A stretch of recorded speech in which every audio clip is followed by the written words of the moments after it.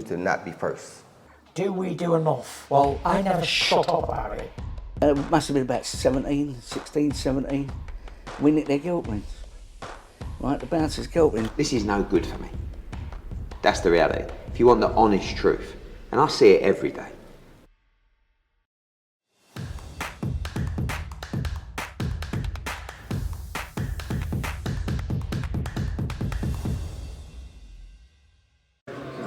Andrew McCART, IFL TV. I'm here at Jamie Muir's gym, somewhere in Manchester. Delighted to be joined by Cameron Vuong. Cameron, it's an absolute pleasure to meet you. Before we start this interview, I've spoke to Sam Jones about you and I've spoke to Jamie Muir about you. Now, I don't want to put pressure on you, but they're saying nothing but amazing things, man. So I'm excited to see you perform under them lights. Yeah, I'm looking forward to it and showing everyone just what I can do.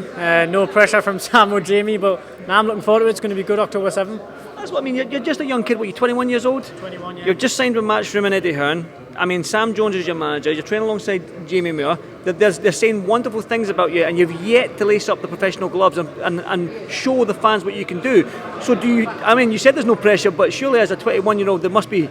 Is there anything there, a little bit of anxiety or whatnot? Nah, for me, I take it as a massive compliment, you know what I mean? They obviously rate us highly, Jamie, Sam, Eddie, people like that, so it's just a massive compliment for me, really, and I just try and take it all in my stride, keep my feet on the ground and stay humble.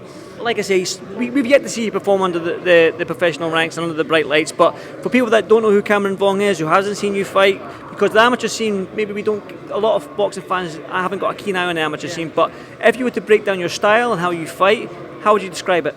Nah, I'm a slick boxer, exciting style. I think I've got a fan-friendly style and an exciting style that the fans would like to watch. So I'm just looking forward to showing everyone what I'm all about. October 7th, tune in. Yeah, well, listen, I'll be there, so I'm looking forward to it. But like I say, like you've teamed up with Jamie Muir. Now you've got Jack Carroll, you've got Chantel Cameron, you've got Akib Fayez down there as well. So I mean, you must be absolutely buzzing to learn from these guys, because I'm pretty sure that you're getting some good sparring with Jack and Akib in there as well. So what's that been like? Nah, definitely it's been great working with Jack and Akib sparring. You don't get much better rounds than that.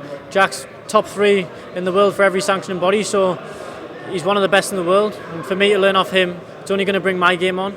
So I'm grateful to be around Jack, and I'm sure he's going to get the job done in October against Linares. Obviously, when you look at Jack, he's headlining in Liverpool, and you look at what he's done, and you look at Chantel Cameron becoming undisputed and headlining out in Dublin against a fighter like Kate Taylor. How much does that inspire you? Because when I've been in the North East and been talking to Lewis Ritson and all these guys, it's always been that St James's Park or the Stadium Light and getting these big stadium fights out in the North East. But it's yet to happen, it's yet to materialise. And with Eddie Hearn and with the big things that people are saying about you, could that happen in the near future? I'm not putting pressure on you myself, but could that happen? I think it could happen. It's definitely a possibility. I mean, it would be great for my friends and family and everyone to do that. But it would be a dream come true for me as well. But I would love to go to the Mecca of boxing, Madison Square Garden, Las Vegas, MGM, places like that. That's the places I'm looking at. Listen, and I've been at these places for the fights. Lucky enough, I've been lucky enough to do that, and they are amazing places. So keep doing what you're doing, and I'm sure you'll get there. But talk to me about the North East, because right now the North East it seems like there's been a resurgence of absolutely amazing fighters coming from. Obviously, everyone knows about the McCormack twins. You've got Mark Dickinson. You've got yourself coming from there as well. I'm sure Sam signed quite a couple of years from the North East. So why is the North East this hub now for boxing?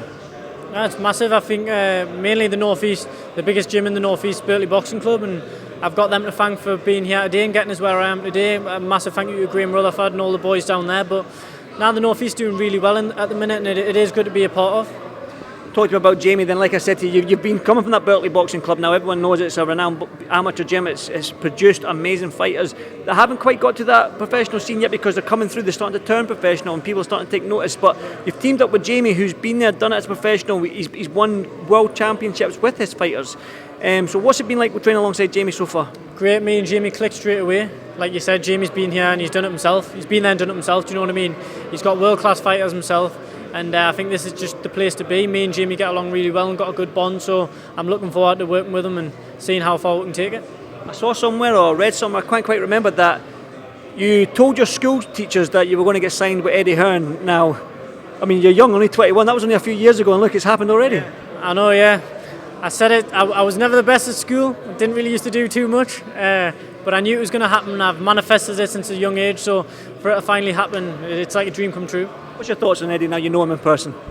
A nice guy, I like him. Good guy, Nah, I was at the Sonny Edwards fight, and I was sat with Eddie, had a good crack with him and stuff like that. So it was just a bit surreal for me to be sat there with him, to be fair. Well, I'm looking at you right now, Cameron. I'm going to guess maybe lightweight or lightweight. Is that what you're going to be at? I mean, not a bad division to start your kick off your career, because when you look at these guys at the top of the division at the world level, you're not there yet, obviously, but it's always been a division with good names and dangerous fighters. Yeah, it's an exciting division. It's really, really, really big division, and I'm starting out with lightweight. There was talks about doing super feather, but Jamie was like, nah, too big for super feather, so going to grow in it. I'm still young, I'm 21, let my body grow, start off at lightweight and see how far we can take it, maybe end up at welter one day, who knows. Right, listen, go through the win world titles, multiple world titles, multiple weight classes. One final one for me, October 7th you're out. Obviously, every young fighter wants to, you only get one pro debut, that's a fact, and you've got to cherish it. So what can we expect from yourself on October 7th? Excitement. I'm looking at making a bad boy highlight reel, and that's what I want. So expect excitement, slickness, hit and don't get hit. That's what I'll be bringing October 7th. Sounds good to me, Cameron. Absolute pleasure to meet you, young man, and no doubt see you October 7th. So see you soon. Thank you, mate. Thank you. To not be first. Do we do enough? Well, I never shut up about it.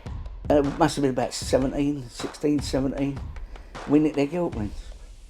Right, the bouncers' guilt rings. This is no good for me. That's the reality. If you want the honest truth, and I see it every day,